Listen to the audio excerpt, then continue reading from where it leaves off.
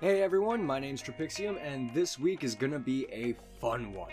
Because before there was Nicol Bolas, before there was Memnarch, before Corona, even, there was the original magic villain.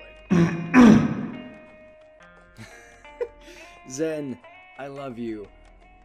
I love you, sweetie. Blah, blah. But, this is the real deal here. I'm talking about the Lord of the Wastes and Phyrexia himself, Yawgmoth. Which means, more old lore! Oh well, this'll be one for the fine people on the Vorthos subreddit. Oh, and Coach, who has been doing a lovely read-through of the Thran. Seriously, go check out his channel Card Bazaar, it's fantastic. It's like an audiobook. He does great work on it. Promise. Links are in the description. But, either way, bye. Yawgmoth himself is a very old character. Born at the end of the last century of the Thran Empire, he has been described in his human form as being tall and muscular with dark black hair that creates a natural visor for his face. Yawgmoth, as we are told, he was a doctor for the aristocracy. He was actually known for coining the term for the plague that was tearing apart the empire. Yawgmoth had an absolute fascination with the human body, and not in the sort of art house films do, I mean more a certain camp doctor's fascination.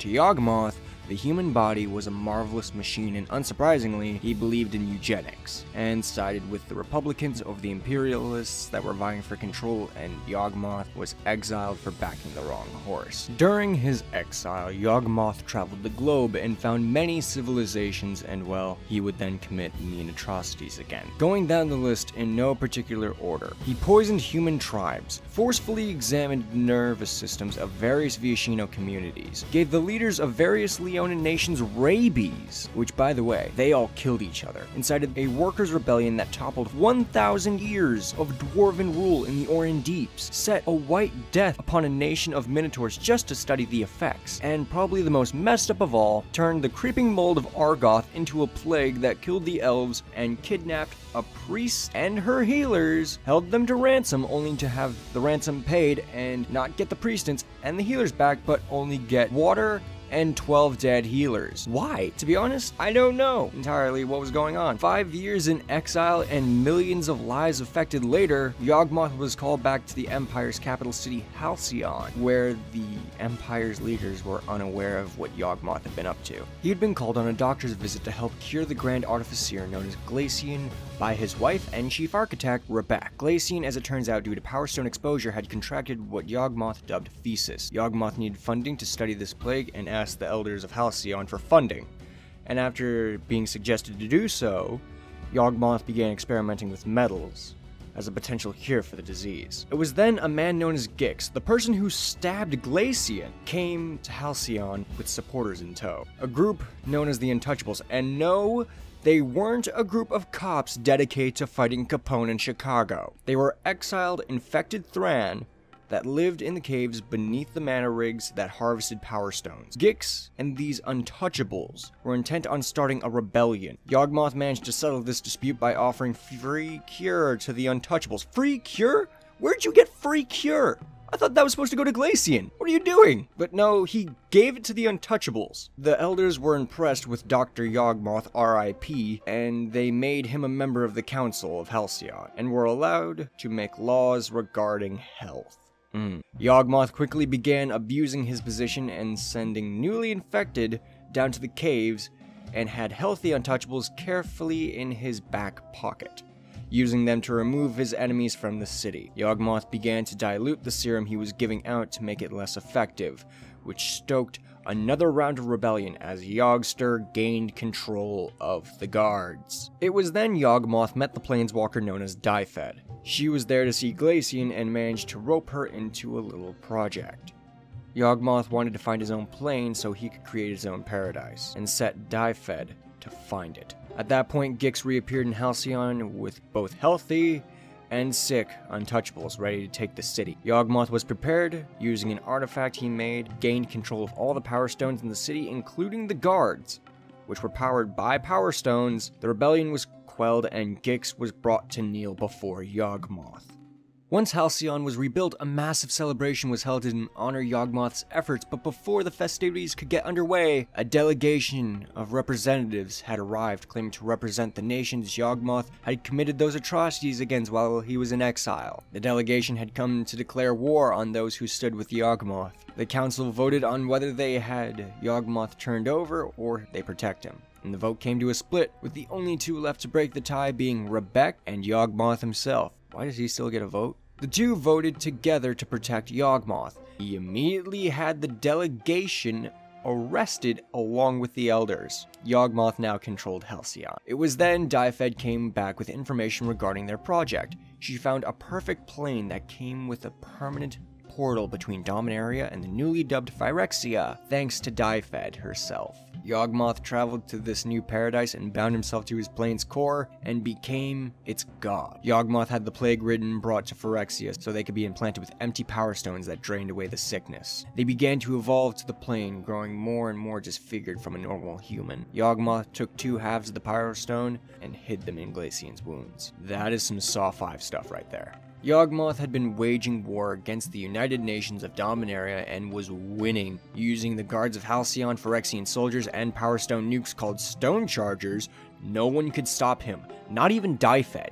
Of course, she eventually found out what had become of Phyrexia and what Yawgmoth was doing there, and was positively horrified. Knowing the jig was up, Yawgmoth stabbed Dyfed in the back of the head with a Power Stone dagger so she couldn't planeswalk away. He wanted to dissect her and learn what made a spark. Upon finding Dyfed completely bisected, Rebek put Dyfed out of her misery. So, remember the Power Stone nukes I mentioned earlier? Yeah, it turns out those came with significant repercussions like, oh, I don't know, deadly gas that was spreading far and wide. Everything that was in the Empire was consumed by the gas, except Halcyon, which, thanks to the Null Sphere that floated above the capital, kept the gas back.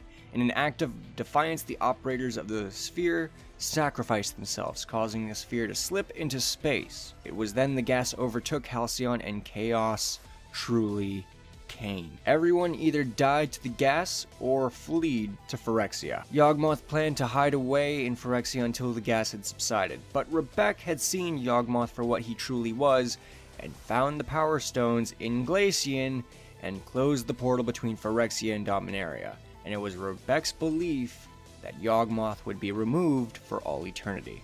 Yawgmoth, again in his exile, experimented on the Thran that had fled from the capital and turned them into the first true line of Phyrexians. Using planar portals, Yawgmoth laid siege to the multiverse and conquered many planes and harvested its inhabitants for completion. Despite all of this, Yawgmoth wasn't happy. Completely aware that Rebek had locked him out of Dominaria, but he didn't know how. That was until a certain group of boys found the caves of Koilos. Yep, Urza and Mishra found the caves of Koilos and the power stones that were holding the portal closed, and once the stones were removed, Yawgmoth immediately sent Gix, who was now a member of Yawgmoth's inner circle, and was made into a full-blooded Phyrexian. Gix's plan was to manipulate Urza and Mishra. He had his minions infiltrate both sides and actually replace Mishra with a Phyrexian. It was Gix's intention to blow the war so far out of proportion that it would destroy all of civilization on Dominaria, so that Yawgmoth could slowly infiltrate for centuries.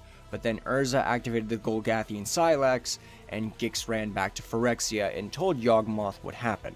After the effects of the Silex blast were dealt with, Urza survived the blast and had sworn bloody, loathsome vengeance against Yawgmoth and invaded Phyrexia. Urza made it to the 4th sphere of Phyrexia until Yawgmoth invaded his mind and drove him crazy. Urza fled, and Yawgmoth planned to punish the brash planeswalker for his insolence, sending his forces after him. The Phyrexians chased Urza, but they took innumerable planes during that chase before Urza finally returned to Dominaria and killed Gix. So with his main man on Dominaria dead, Yawgmoth set about planning an invasion, as compared to the original plan of subversion and infiltration. A massive army was made on the Plane of Wrath, and plans were conceived to merge Dominaria and Wrath together, putting all boots on the ground with a collective stomp, if you will, the whole time Urza was still dealing with Phyrexian soldiers coming after him. He was Yawgmoth's greatest threat, and in all honesty, he sent sleeper agents everywhere, even to the Tolarian Academy. which they destroyed. This made Urza mess with the time stream, that's another story for later, but while the leaders of Wrath started the overlay with Dominaria, some parts of Dominaria came into Wrath. Like people, they were caught and experimented on by the Phyrexians. As time went by, a leader on Wrath known as Krog discovered humans with Phyrexian traits. He got suspicious and the cat was let out of the bag. Urza was manipulating Dominarian bloodlines to create Phyrexian fighters. After this, Yawgmoth stepped up his raids on Dominaria and targeted these groups.